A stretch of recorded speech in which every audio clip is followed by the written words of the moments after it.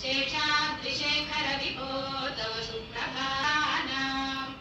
आवाति मन्दमनिलः सह दिव्यगन्धैः पायसानि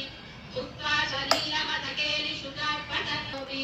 भाषा समग्रमसत्करचाररम्यम्